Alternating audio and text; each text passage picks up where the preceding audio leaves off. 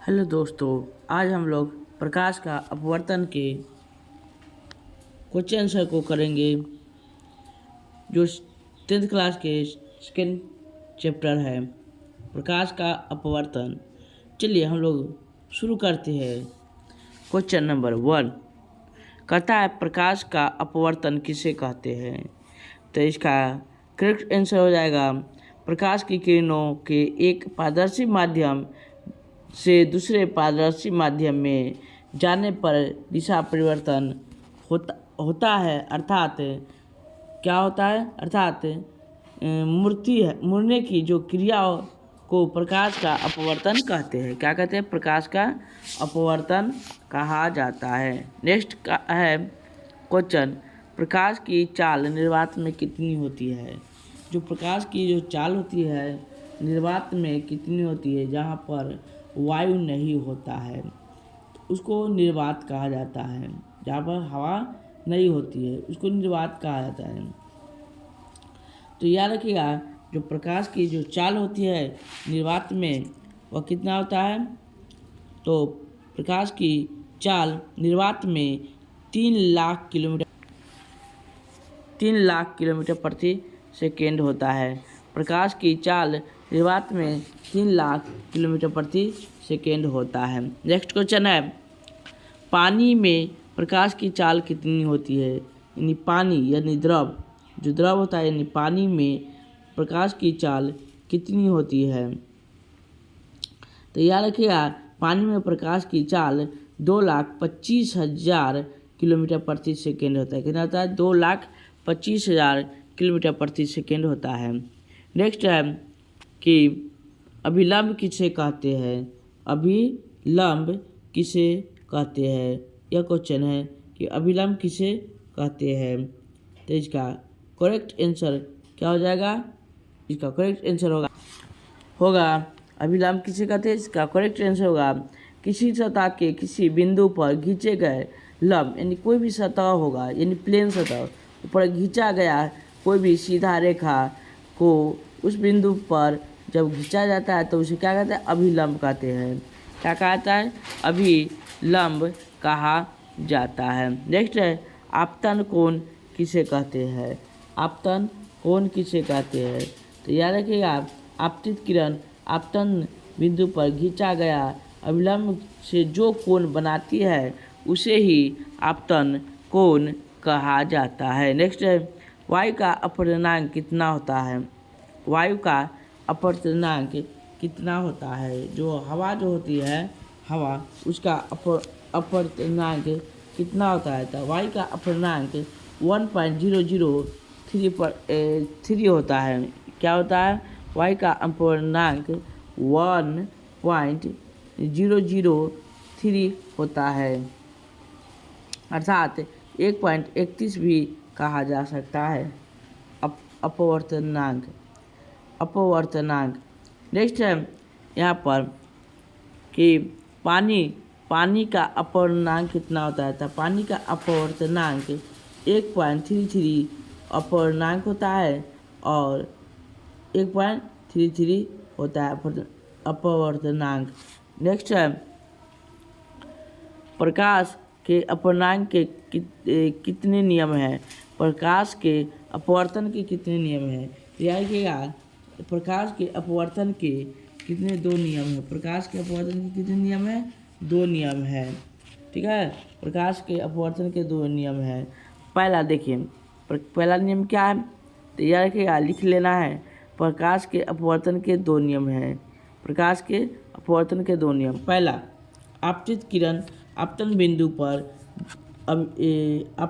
पर जो अभिलंब और अपवर्तित किरण तीनों एक ही समतल में होता है। तीनों क्या होता है? एक ही समतल में होता है।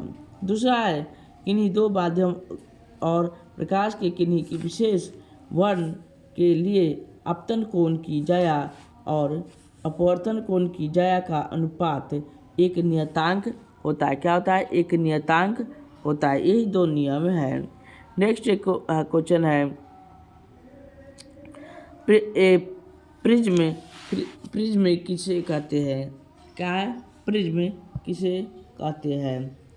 तो इसका करेक्ट आंसर हो जाएगा प्रिज्म किसे कहते हैं। इसका होगा किसी कोण पर झुके दो समतल पृष्ठों के बीच घिरे किसी पारदर्शक माध्यम को प्रिज्म कहा जाता है। क्या कहा जाता है? प्रिज्म कहा जाता है। ठीक है, एक बार और सुनिए। किसी कोण पर झुके दो समतल पृष्ठों के बीच घिरे किसी पारदर्शी माध्यम को प्रिज्म कहा जाता है। नेक्स्ट क्वेश्चन, लेंस के कितने प्रकार के होते हैं? लेंस कितने प्रकार के होते हैं और कौन कौन? या क्या लेंस कितने प्रकार के होते हैं और कौन कौन पूछ रहा है। तो लेंस के प्रकार पूछा जा रहा है। तो लेंस के दो प्रकार होते हैं। लेंस के कितने प्रकार होते हैं? लेंस के दो प्रकार होते हैं। पहला उत्तल लेंस, दूसरा अवतल लेंस। पहला अवतल लेंस, दूसरा उत्तल लेंस। ठीक है, तो लेंस के प्रकार जान गए और कौन कौन तो वो भी जान गए। अगला है क्वेश्चन, उत्तल लेंस किसे कहते हैं? क्या कहते हैं? उत्तल लेंस किसे कहते हैं? याद रखिएगा, उत्तल लेंस की परिभाषा इस प्रकार से है कि उत्तल लेंस की में क्या होता है? उत्तल लेंस में बाहरी किनारा पतला होता है अंदर की किनारा के अपेक्षा, यानी मध्य के किनारे की अपेक्षा बाहरी किनारा क्या होता है? मोटा होता है, भाग अधिक मोटा होता है तथा अवतल लेंस में मध्य भाग की अपेक्षा किनारा का भाग क्या होता है? अधिक मोटा होता है। तो इसे क्या कहते हैं? उत्तल लेंस कहा जाता है। क्या कहा जाता है? उत्तल लेंस। ठीक है, और अवतल में क्या होता है? उसके नीचे की ओर होता है। इसमें क्या है? अवतल लेंस किसे कहते हैं? उत्तल लेंस के बता दिए, अवतल लेंस के भी बता दिए कि अवतल लेंस में क्या होता है। अब जो होता है एक बार समझिए, उत्तल लेंस में यानी बीच में उठा होना चाहिए।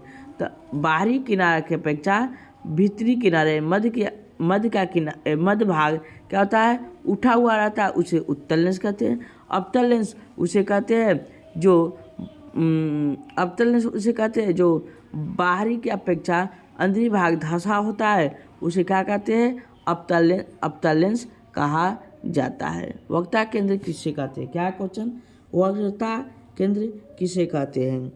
याद रखिएगा, लेंस को घिरने वाली गोलीय सतह के केंद्र को वक्रता केंद्र कहते हैं। क्या कहते हैं? वक्रता केंद्र कहा जाता है। लेंस के घेरने वाले गोलीय सतह के केंद्र को वक्रता केंद्र कहा जाता है। नेक्स्ट है वक्रता केंद्र किसे कहते हैं? अगला है उत्तल लेंस को अभिसारी लेंस क्यों कहा जाता है? उत्तल लेंस को अभिसारी लेंस क्यों कहा जाता है? इसका करेक्ट आंसर होगा, तो उत्तल लेंस को अभिसारी लेंस इसलिए कहा जाता है क्योंकि वह उत्तल लेंस का कार्य उससे होकर जाने वाली किरण पुंज को अपसारित करना है। यही कारण है कि अवतल लेंस को अभिसारी लेंस भी कहा जाता है। क्या कहा जाता है? अभिसारी लेंस भी कहा जाता है। उत्तल लेंस को अपसारी लेंस क्यों कहा जाता है? अपसारी लेंस निकल रहा है कि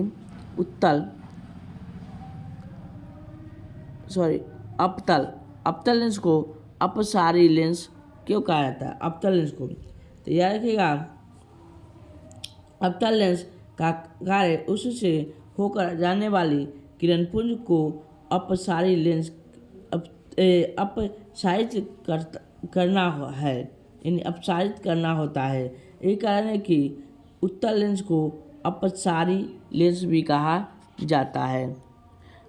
अगला है उत्तल लेंस की फोकस दूरी क्या होती है? उत्तल लेंस की फोकस दूरी क्या होती है? उत्तल लेंस की फोकस दूरी क्या होती है? उत्तल लेंस की फोकस दूरी क्या होती है? या कि उत्तल लेंस की फोकस दूरी क्या होती है? तो उत्तल लेंस का द्वितीय मुख्य फोकस होती है ना, या इस प्रकार से दूसरा आंसर ये भी होगा। याद रखिएगा, उत्तल लेंस को फोकस दूरी क्यों कहा जाता है? तो याद रखिएगा, इसका लेंस के प्रकाश केंद्र, यानी जो केंद्र होता है उसे ओस कहते हैं। ओ से क्या होता है? द्वितीय मुख्य फोकस जैसे F2 की दूरी को लेंस की द्वितीयक मुख्य फोकस दूरी कहा जाता है। क्या कहा जाता है? फोकस दूरी कहते हैं। प्रतिबिंब कितने प्रकार के होते हैं और कौन कौन? प्रतिबिंब कितने प्रकार के होते हैं और कौन कौन? याद रखिएगा, प्रतिबिंब के प्रकार पूछ रहा है। तो इसका करेक्ट होगा कि प्रतिबिंब दो प्रकार के होते हैं। कितने प्रकार के होते हैं? प्रतिबिंब दो प्रकार के होते हैं। पहला वास्तविक प्रतिबिंब और दूसरा आभासी प्रतिबिंब। पहला वास्तविक प्रतिबिंब और दूसरा आभासी प्रतिबिंब। ठीक है, अगला क्वेश्चन है, काल्पनिक प्रतिबिंब किसे कहते हैं? काल्पनिक प्रतिबिंब किसे कहा जाता है? तो याद रखिएगा, किसी बिंदु स्रोत से आती किरणें, किसी बिंदु स्रोत से काल्पनिक प्रतिबिंब का परिभाषा है, किसी बिंदु स्रोत से आती किरणें अपवर्तन के बाद जिस बिंदु से आती हुई प्रतीत होती है उसे उस बिंदु स्रोत को अपसारी या काल्पनिक प्रतिबिंब कहा जाता है। अगला है कि एक डाई आफ्टर बराबर होता है। एक डाई आफ्टर किसके बराबर होता है? एक डाई आफ्टर बराबर होता है। यह क्या है? एक डाई आफ्टर बराबर क्या होता है? एक डाई आफ्टर बराबर 1 मीटर पर होता है। क्या होता है? 1 मीटर पर होता है। 1 मीटर m के पावर -1 होता है। क्या होता है? m के पावर -1 होता है। अगला है कि आवर्धन किसे कहते हैं? क्या पूछ रहा है? आवर्धन किसे कहते हैं? तो इसका करेक्ट आंसर होगा प्रतिबिंब की ऊंचाई और वस्तु की ऊंचाई के अनुपात को आवर्धन कहा जाता है।